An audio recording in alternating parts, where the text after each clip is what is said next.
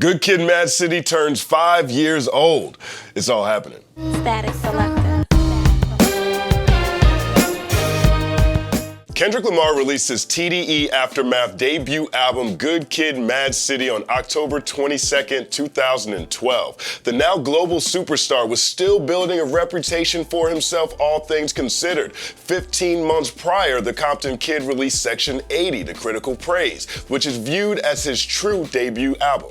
But all eyes were on what K-Dot would do once he fully stepped into the spotlight, and he delivered. Boy, did he deliver. Check these ratings. Pitchfork gave the project a 9.5, which is an incredibly high review for the publication. Jason Green, he said Kendrick Lamar's Good Kid, M.A.A.d City is fearless and brilliant, an unvarnished and nuanced peek into the rapper's inner life that ties straightforward rap thrills directly to its narrative. At the same time, he criticized album closer Compton, which was produced by Dr. Dre. Green said, Dre's music is part of the landscape that Kendrick grew up in, but his actual appearance has a certain Truman Show feel to it. Yeezus. Here's The Guardian. The Guardian gave Good Kid 4 out of 5 stars. Now, I imagine if they could have, they would have given it a 4.6, 4.7, something like that. Perhaps they were limited by scale. Nevertheless, here's what The Guardian said. The album isn't quite a classic. Lamar's depiction of downtrodden women is unnecessarily prurient and unconvincing. Prurient means encouraging an excessive interest in sexual matters.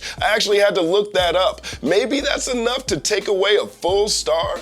Anthony Fantano of The Needle Drop, he gave Good Kid a decent 9, which is a really strong rating from the internet's busiest music nerd. Fantano had a very specific qualm though. Roll the clip, Ock. I think the only weak spot that Kendrick has on this LP, something that continues to kind of be a weak spot for him, are just the hooks. But I have to admit that this LP is a nice improvement hook-wise over what I heard on Section 80. Poetic Justice has kind of a corny vocal on the hook. The song Real, where, you know, kind of, I'm really real. The hook is just really just vapid. I'm not mad at that right there. Now this one is wild to me. Spin Magazine. Spin gave Good Kid 8 out of 10. 8 out of 10. Spin said, Good Kid, M.A.A.d City is a completely exhausting listen. One that might prove easier to admire than enjoy. One more time. Jesus. Here's the most telling part though. Spin also wrote, it's hard to say if Good Kid will become the Stone Cold classic that Lamar is so clearly aiming for.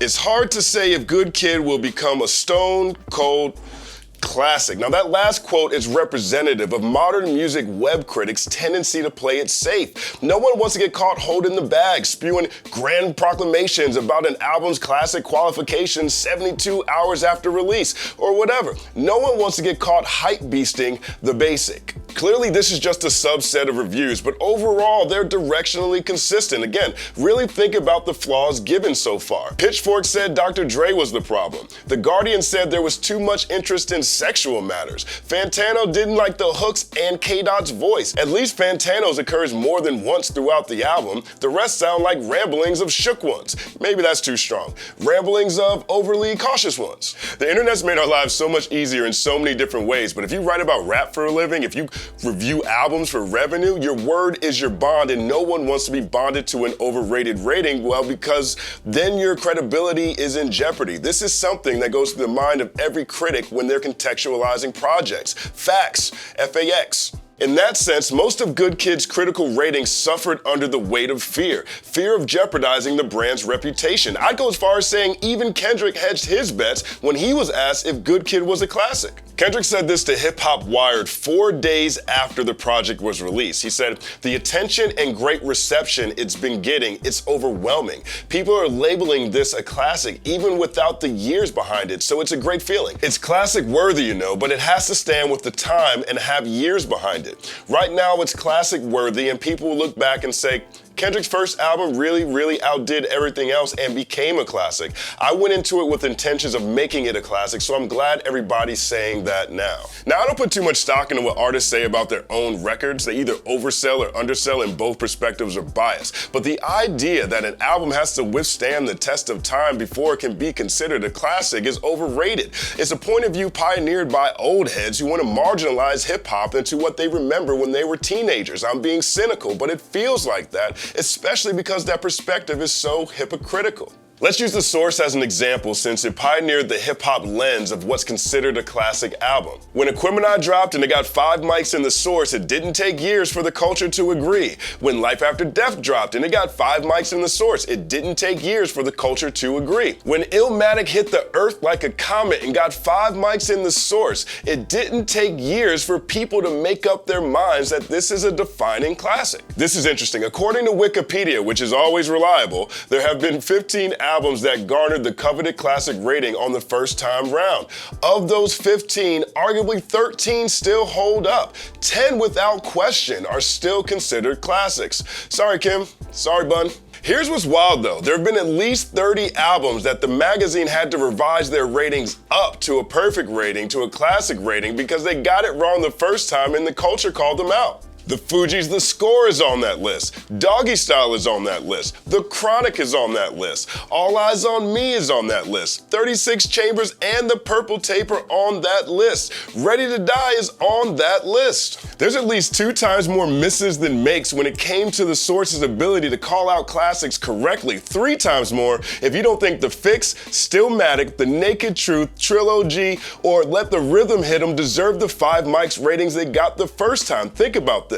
The publication that gave us the lens in which to review albums hasn't really been that great at keeping in tune with the culture. They're like Markelle Fultz at the free throw line.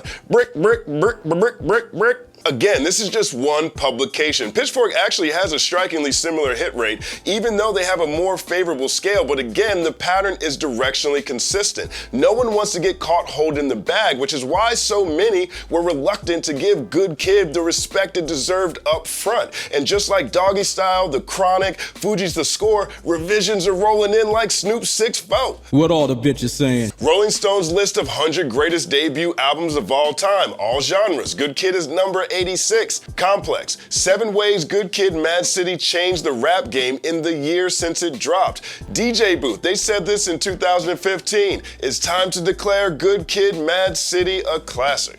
The point is this, all things considered, music media isn't that great at calling out classics on site, but it isn't because they're too liberal with the ratings, it's because they're too conservative. The idea that a classic can't be judged until we see if it stands the test of time is a hypocritical crutch leaned on by hip-hop's alt-right, trying to make rap great again, and industry insiders spinning in their own echo chambers. Every publication that failed to give Kendrick's Aftermath debut a perfect score or hedged against giving it maximum praise for whatever fear-based reason should punch themselves in the face, because the Compton Kid unquestionably delivered a hip-hop classic, and we knew it. We knew it from the sound, we knew it from the level of skill, we knew it from audience reaction, we knew it when we found ourselves writing small critiques like, you know what? This album has too much Dr. Dre. It's been 5 years since its release. There's no longer room for debate.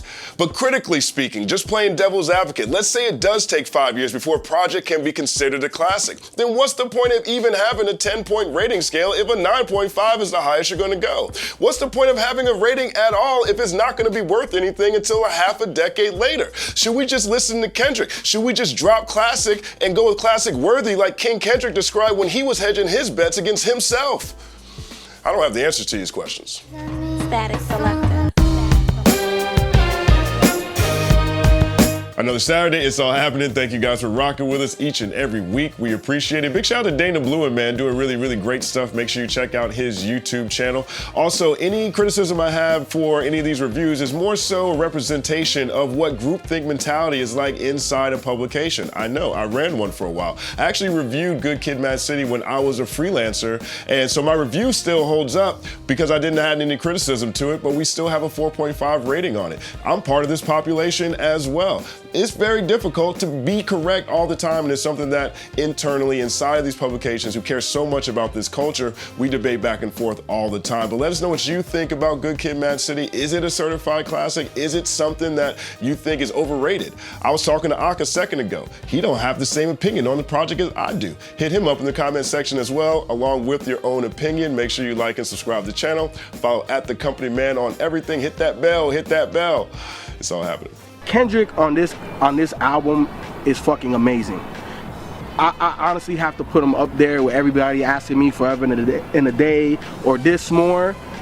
I love them both. I love them both, man. Mainly because it's like when you listen to this, you're in Cali. You're riding with Kendrick. You're on Kendrick's story. You know what I'm saying? So it just takes me away. It's a picture when I'm listening to Kendrick, beginning to end. Amazing fucking project. You know, I said Undone Roots last year was like perfect. This is fucking damn near perfect to me. There's nothing I would change on it. Nothing at all. I love it. Bumps in the whip. I know everybody asks me what beats, everything, the whole fucking album. I love it.